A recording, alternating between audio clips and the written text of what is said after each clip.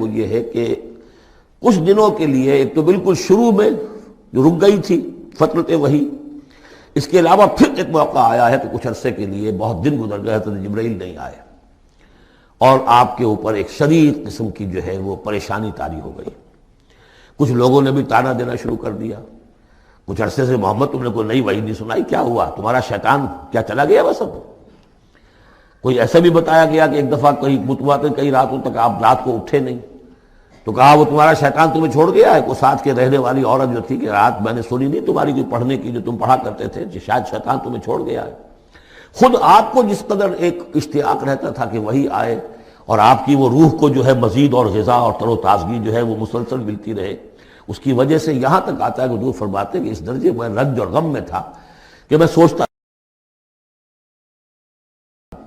بربنائے طب بشری، اس درجے حضور کے اوپر جو ہے یہ شاخ گزر رہا تھا کہ وہی کیسے بند ہو گئی۔ اور اس میں یہ بھی تھا کہ اللہ ناراض تو نہیں ہو گیا، کیا مجھ سے کوئی خطا تو ایسی نہیں ہو گئی، یہ سبب کیا ہوا ہے؟ یہ ہے وہ کیفیت کہ جس کے اندر یہ آیتیں نازل ہو رہی ہیں۔ اور اب آپ اس کو سمجھ لیجئے کہ اس کا نفسیاتی اور انسان کی باطنی کیفیات کے ساتھ کیا تعلق ہے۔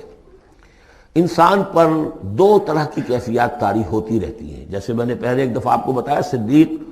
اور شہید کے درمیان جو فرق ہے بنیادی، کہ کچھ بنیادی طور پر لوگ ایکسٹروورٹس ہوتے ہیں، کچھ بنیادی طور پر انٹروورٹس ہوتے ہیں۔ ایکسٹروورٹس کھیل کود بھاگ دوڑ، لوگوں سے ملنا جلنا، گفتگو ہے، اسے دھکا دے دیا اس سے مذاق کر لیا، اسی میں وہ خوش رہتے ہیں، بڑے مگن رہتے ہیں، تنہائی انہیں کاٹ کھانے کو دوڑتی ہے۔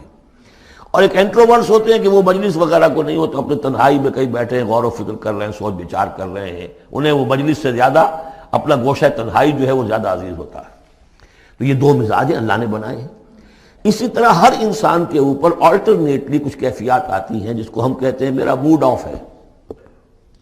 ایک طرح کا قبض سا ہو جاتا ہے، طبیعت میں بندش سی ہوتی ہے، کسی وقت اسی شخص کے اندر پھر انشراح سا ہو جاتا ہے، پھر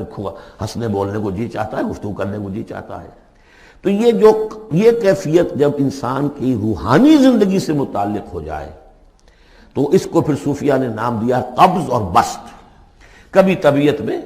انشراح ہے، انبساط ہے، طبیعت جو ہے وہ آمادہ ہے، ہر چیز میں روشنی کا پہلو آدمی دیکھ رہا ہے، ہر چیز کے اندر آپ کو معلوم ہے ایک تاریک رخ بھی ہوتا ہے کسی معاملے کا اور روشن رخ بھی ہوتا ہے، اس وقت انسان روشن رخ کو دیکھتا ہے۔ اور ایک وقت میں آتا ہے کہ طبیعت میں بندش سی لگ گئی ہے، جیسے اندر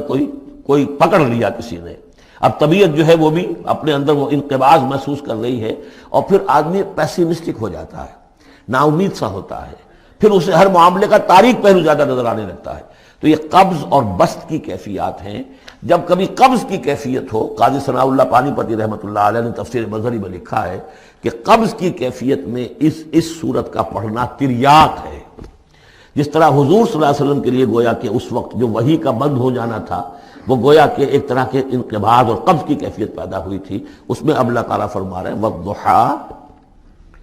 قسم ہے دن کے دھوپ چڑھنے کے وقت کی، واللیل اذا سجا، اور قسم ہے رات کی جبکہ وہ چھا جائے یا ساکن ہو جائے، سجا کے دونوں معنی ہے سکون۔ اب دیکھیے ان دونوں کو کیوں لائے؟ اس لیے کہ صبح ہے، حرکت ہے، برکت ہے، چلنا ہے، دوڑنا ہے، ہر شخص جا رہا ہے، ادھر جا رہا ہے، ادھر جا رہا ہے، رات کو سکون ہو گیا، تاریکی چھا گئی اور شور ہنگامہ ختم ہو گیا۔ لیکن یہ رات اور دن دونوں ضروری ہیں انسان کے لیے، یہاں کا نظام چلانے کے لیے۔ اگر رات ہی رات ہوتی تب بھی یہ دنیا نہ چلتی، اور دن ہی دن ہوتا تب بھی نہ چلتا، تو رات بھی ضروری ہے۔ اسی طریقے سے نفس انسانی کے لیے کبھی کبھی قبض کا وقفہ بھی ضروری ہے۔ آپ اسے یہ نہ سمجھیں کہ اللہ تعالیٰ ناراض ہو گیا، یہ بھی ہماری تربیت کا ایک یوں سمجھیے کہ ایک جز ہے۔ ما ودعک ربک وما قلی، آپ کے رب نے آپ کو رخصت نہیں کیا ہے، نہ ہی وہ آپ سے ناراض ہوا ہے۔ وَلَلْآخِرَةُ خَيْرٌ لَكَ مِنَ الْأُولَىٰ، اور اس کے بعد جو وقت آئے گا اس قبض کے بعد وہ پہلی سے بھی بہتر ہوگا۔ اور میں حیران ہوتا ہوں کہ کیسے غالب نے وہ بات کہی ہے کہ جو بالکل ترجمانی ہے اس کی، رکتی ہے میری طبع تو ہوتی ہے رواں اور، یعنی یہ کہ جب میری طبیعت کے اوپر کبھی کبھی رکاوٹ سی آ جاتی ہے، اب شعر جو ہیں اچھے نازل نہیں ہو رہے، لیکن جب وہ رکاوٹ سے میں نکلتا ہوں، اس قبض سے نکلتا ہوں، رکتی ہے میری طبع تو ہوتی ہے رواں اور، اس لیے کہ اس قبض کے بعد جب مرحلہ آتا ہے انبساط کا اور انشراح کا، تو وہ ایک قدم آگے ہوتا ہے آدمی، اس پہلی کیفیت سے ایک درجہ جو ہے اس کا بڑھ چکا ہوتا ہے۔ وَلَلْآخِرَةُ خَيْرٌ لَكَ مِنَ الْأُولَىٰ، یقیناً پچھلی ہر گھڑی، ہر ساعت اور ہر قبض کے بعد آنے والا انبساط آپ کے لیے پہلے سے اونچا درجہ لے کر آئے گا۔ وَلَسَوْفَ يُعْطِيكَ رَبُّكَ فَتَرْضَىٰ، ان قریب آپ کا رب آپ کو اتنا کچھ دے گا، اتنا کچھ دے گا، آپ کی محنتوں کے وہ نتائج سامنے آئیں گے کہ آپ راضی ہو جائیں گے۔ اب دیکھیے پچھلی صورت ختم ہوئی تھی وَلَسَوْفَ يَرْضَىٰ، یہاں ہے وَلَسَوْفَ يُعْطِيكَ رَبُّكَ فَتَرْضَىٰ، صرف ضمیر کا فرق ہے، کیونکہ صدیق پر وحی نہیں آتی، براہ راست خطاب نہیں کیا جا سکتا، وہاں وہ صیغہ جو ہے وہ غائب کا ہے، وَلَسَوْفَ يَرْضَىٰ۔ اور چونکہ نبی وہ ہے جس پر وحی آ رہی ہے، براہ راست مخاطب ہے، تو فَلَسَوْفَ يُعْطِيكَ رَبُّكَ فَتَرْضَىٰ، آپ کا رب اتنا کچھ دے گا کہ آپ راضی ہو جائیں گے۔ اب یہ کہ اسی قبض کی حالت میں پھر اللہ تعالیٰ اپنے احسان جتا رہا ہے، اور یہ بہترین ہے۔ کبھی طبیعت پر ڈپریشن ہو اس طرح کی اور قبض کی کیفیت ہو تو آدمی یاد کرے کس کس مرحلے پر اللہ نے میری دستگیری فرمائی، کن کن مراحل پر اللہ تعالیٰ نے مجھے مشکلات سے نکالا، اس سے وہ حوصلہ بڑھتا ہے۔ اور اس کو بھی سمجھیے کہ اسی انداز میں علم یجد کا یتیما فآویٰ،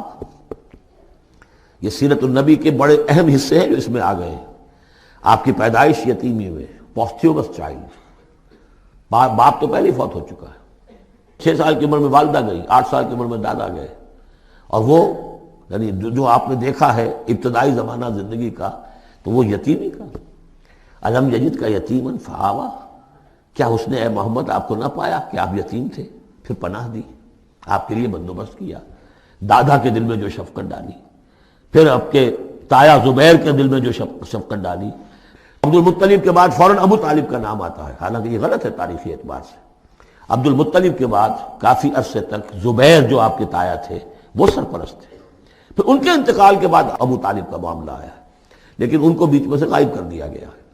بہرحال اللہ تعالیٰ جو بھی کسی کے دل میں ڈالتا ہے، آخر ابو طالب کے دل میں محبت ڈالی تو کس نے ڈالی؟ وہ ہم پڑھ چکے ہیں سورہ طٰہٰ میں، وَأَلْقَيْتُ عَلَيْكَ مَحَبَّةً مِّنِّي، حضرت موسیٰ علیہ السلام کی موہنی صورت کے اوپر اللہ تعالیٰ فرماتے ہیں ہم نے اپنی محبت کا پرتو ڈال دیا کہ تمہیں دیکھنے کے بعد وہ قتل کرنے کے ارادے سے باز رہ گئے، ان کے ہاتھ شل ہو گئے، ایسی موہنی صورت، اسے قتل کرنا۔ وَأَلْقَيْتُ عَلَيْكَ مَحَبَّةً مِّنِّي وَلِتُصْنَعَ عَلَىٰ عَيْنِي، یہ ہوا ہے۔ تو فرمایا علم یجد کا یتیما فآویٰ ووجدک ضالا فہدیٰ، اور پھر جب آپ شعور کی پختگی کو پہنچے اور غور و فکر کا مرحلہ آیا، حقائق میں انسان کو سوچ بچار کا مرحلہ آیا، اور آپ کو دیکھا کہ آپ تلاش حقیقت میں سرگرداں ہیں تو ہدایت دی۔ وہ آگے آ جائے گا، بہت قریب پہنچ گئے ہم، اقرأ بسم ربک الذی خلق، وہ مرحلہ جب آئے گا۔ وَوَجَدَكَ عَائِلًا فَأَغْنَىٰ، اور پایا آپ کو تنگ دست تو غنی کر دیا۔ کس طرح سے راستہ پیدا کیا ہے خدیجہ الکبریٰ رضی اللہ تعالی عنہا نے، جو بھی ان کے آپ کے محاسن دیکھے کتنی گرویدہ ہوئی ہیں۔ بڑے بڑے سردار قریش کے جو ہے ان سے نکاح کے خواہش مند تھے، انہوں نے خود جو ہے اپنی لونی کے ذریعے سے پیغام دیا ہے حضور کو۔ تو یہ ساری چیزیں جو ہے ان کی ساری دولت جو ہے وہ پوری کی پوری انہوں نے لا کر حضور کے قدموں میں ڈال دی ہے۔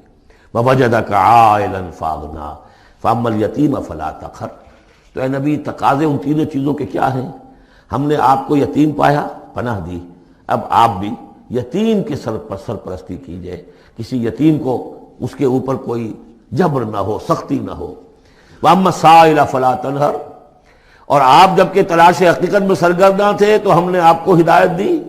اسی طریقے سے اب آپ کو بھی کوئی شخص سائل بن کر آپ کے پاس آئے، سوال کرے، اسے جھڑکنا نہیں ہے۔ اسے جو بھی سائل دونوں طرح کے ہوتے، سوال کرنے والا کوئی علمی سوال اور سوال کرنے والا کوئی مالی دولت، مالی مدد کے لیے۔ وَأَمَّا بِنِعْمَةِ رَبِّكَ فَحَدِّثْ، اور جو ہدایت تمہیں دی ہے ہم نے اب اسے عام کرو، یہ نعمت ہے، آپ کے رب کا انعام ہے، یہ ہدایت جو آپ کو عطا ہوئی ہے اس کو بیان کرو۔ اس کے بیان کرنے میں یہ بھی ہے کہ اللہ کے انعامات کا چرچا انسان کرے اس کا شکر ادا کرنے کے لیے، اور یہ بھی ہے کہ اس کو پھیلائے اور عام کرے، دوسروں تک پہنچائے، ورنہ وہ بخل ہو جائے گا کہ وہ دولت جو ہے ہدایت کی اس کو آدمی صرف اپنی ذات تک محدود رکھے اور اس کا جو خیر ہے وہ دوسروں تک نہ پہنچائے۔